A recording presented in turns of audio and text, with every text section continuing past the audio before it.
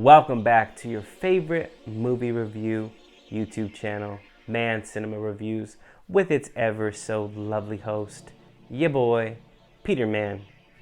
What's up, y'all? Today we're going to get into that dual movie review format. That's right, two new reviews for you, one being Armageddon Time and the other one, Till.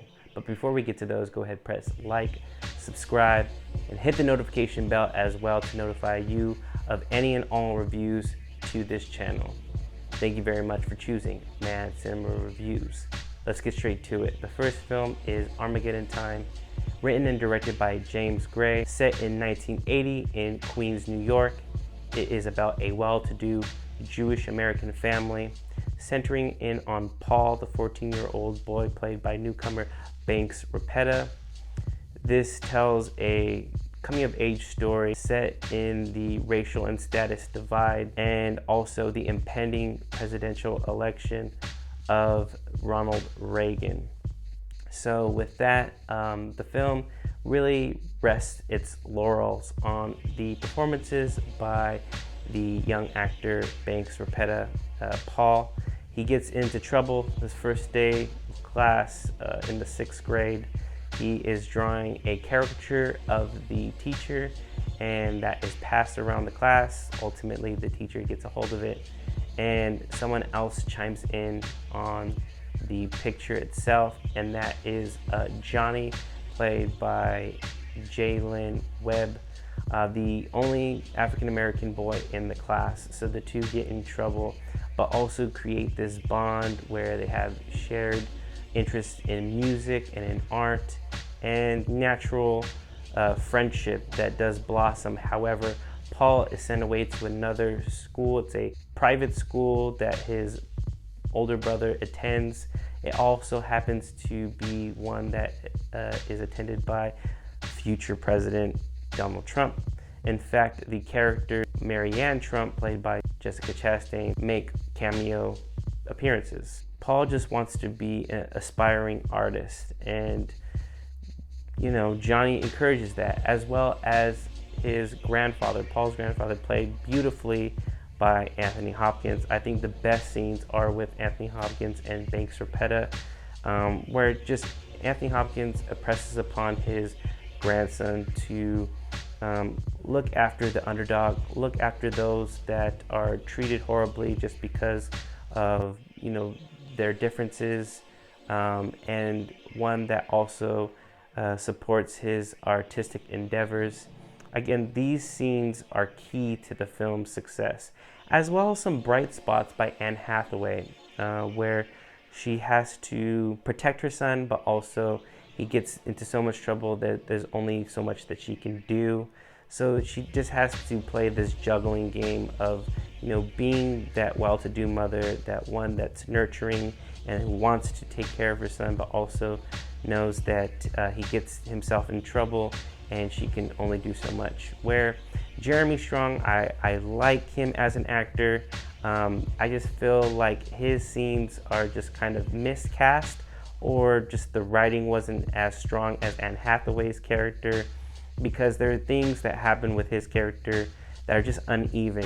He's presented as kind of a timid, but a very stringent father who wakes up his boys and is playful, but also to an extent, and where he has to lay down the law, and Anne Hathaway has at her wit's end. There's just a scene that really is uneven, to where you don't know why he is presented previously and then is elevated to astronomical heights where it becomes abusive in one scene. And again, as very harrowing as that scene is, I just feel like Jeremy Strong's character is just very uneven, and I feel like the film falters with kind of just like standard storytelling. It's very quiet. In a lot of the films, there are kind of deep lulls of this film. Again, I'm a huge supporter of the director, and I feel like this is probably my least favorite of his. Even though I did like a lot of what was going on, I just feel like things don't come to fruition.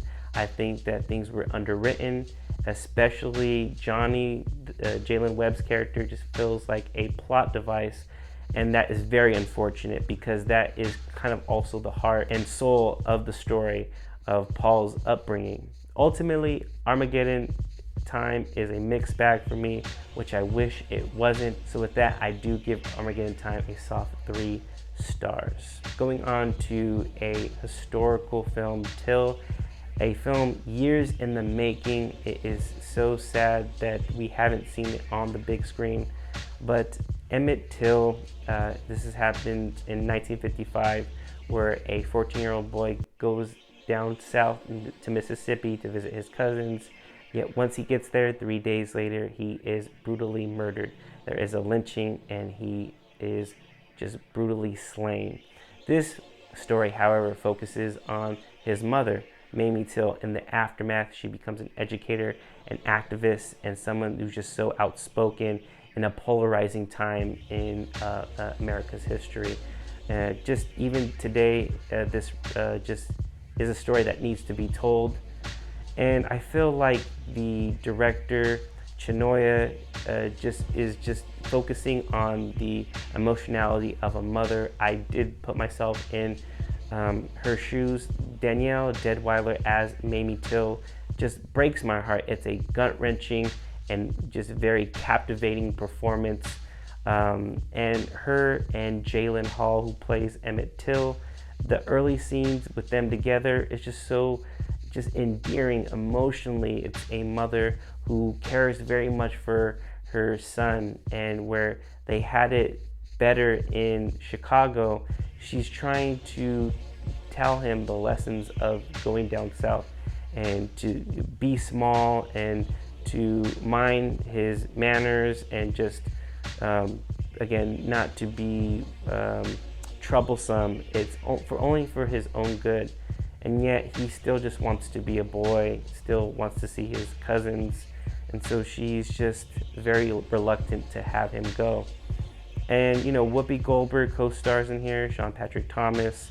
But you're really here for Danielle Deadwyler's just captivating and heart-wrenching performance. Danielle Deadwyler is why you focus on Till. She is the heart and soul, the body, the mind. It's just a heart-wrenching performance that she is giving. And for her and Jalen Hill to have this immediate connection, you just feel the love between mother and son, that it just breaks your heart that she has to basically guide him through how to walk and talk and mind his own business in the South. And the fact that ultimately Emmett Till meets a demise that shouldn't have happened, and it wakes up the nation. It still has remnants of what's going on even in today's society. In fact, up until recently, lynchings were finally outlawed in the South, and it's just grueling to have that be a reality. And the fact that we get the emotion and the brevity of just her actions and the reactions of what the South does at that time, it just speaks volumes. And the fact that I'm really getting choked up because it's just the fact that she sees Emmett's body, and when she first gets to the coroner's office, the way she guides his body, and she knows every faction, and this is evident in the courtroom scene. But when she first sees Emmett's body, it's just gut-wrenching to have to be a mother and witness just the brutality and the animosity and just pure hatred just because of one's skin color. Is just really moving stuff.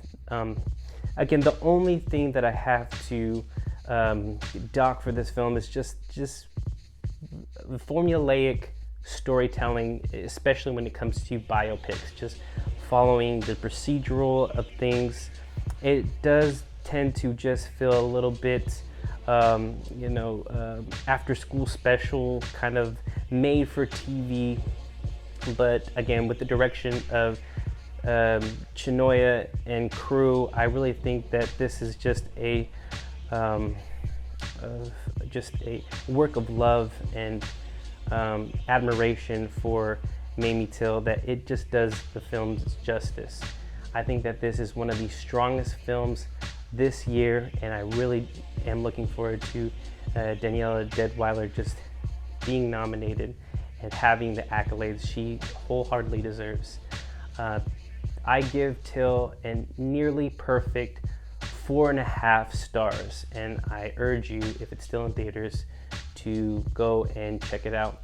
Thank you very much for checking out Mann Cinema Reviews. Be looking forward to a plethora of new reviews as we close out this year.